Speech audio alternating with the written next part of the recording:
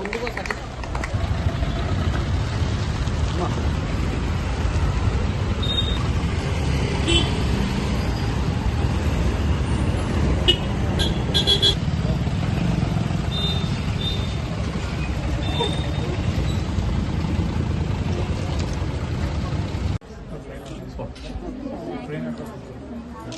అమ్మ లావణ్య, జ్యోతి, ఎం సంతోష.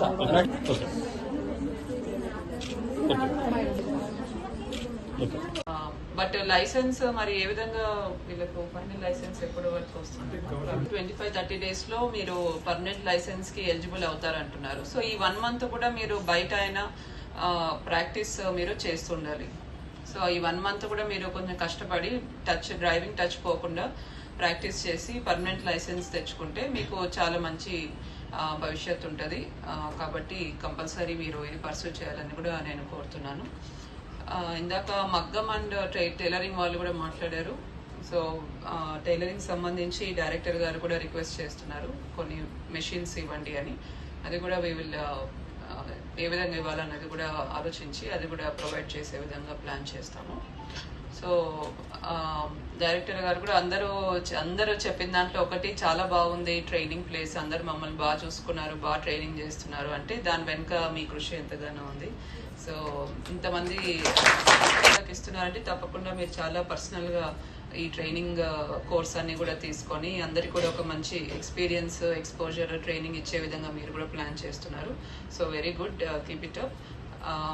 So once again I congratulate all the trainees and all the best for future. Thank you. Very good afternoon. ముందుగా car driving లో శిక్షణ పొంది successful గా 30 రోజుల్లో కార్ డ్రైవింగ్ నేర్చుకున్న మీ అందరికీ కూడా శుభాకాంక్షలు తెలియజేస్తున్నాను. ట్రెడిషనల్ ఫీల్డ్ అయితే కాదు, ఎవరైనా జనరలీ జెంట్సే డ్రైవింగ్ నేర్చుకుంటారు ఎక్కువ మంది.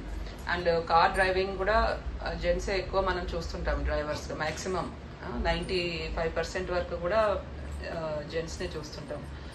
బట్ ఇప్పుడు మారుతున్న సిచ్యువేషన్లో ఎక్కువ మంది మహిళలు ఉంది కాబట్టి మహిళలు కూడా క్యాబ్ డ్రైవింగ్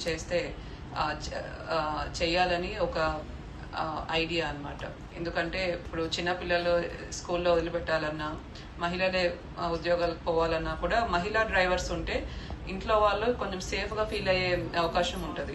ఎస్పెషల్లీ హైదరాబాద్ చుట్టుపక్కల ప్రాంతాల్లో డిమాండ్ కూడా ఎక్కువ ఉంటుంది.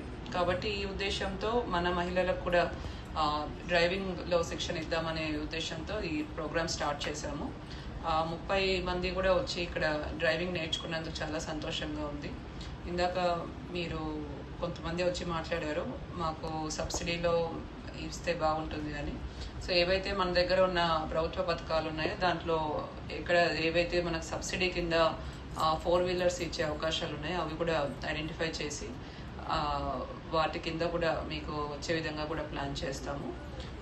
మిగతాది అంటే సబ్సిడీ పోర్షన్ కాకుండా మిగతాది కూడా లోన్ టైఅప్ చేసే విధంగా బ్యాంక్ లింకేజ్ ద్వారా కూడా టైఅప్ చేసే విధంగా కూడా ప్లాన్ చేద్దాము. సో ఇప్పుడు ప్రస్తుతానికి మీరు ఒక 30 రోజుల పాటు నేర్చుకున్నారు. ఆల్రెడీ పర్ఫెక్షన్ వచ్చిందని అందరు చెప్తున్నారు. ఇంకా కూడా మనకు పర్ఫెక్షన్ అన్నది రావాల్సి ఉంటుంది. సో ఇది అయిపోయిన తర్వాత కూడా మీరు పర్స్యూ చేయాలి. సో 30 days అయిపోయింది, అందరికీ కూడా లర్నింగ్ లైసెన్స్ కూడా జరిగింది. ఓకే, సో మీరందరూ కూడా ఇప్పుడు బయట లర్నింగ్ లైసెన్స్ బోర్డు పెట్టుకొని మీరు డ్రైవింగ్ అన్నది చేయొచ్చు. సో ఆ ప్రాక్టీస్ అన్నది రెగ్యులర్గా ఉండాలి, లేదంటే ఏది మనం నేర్చుకున్నా కూడా మళ్ళీ మర్చిపోతూ ఉంటాము. కాబట్టి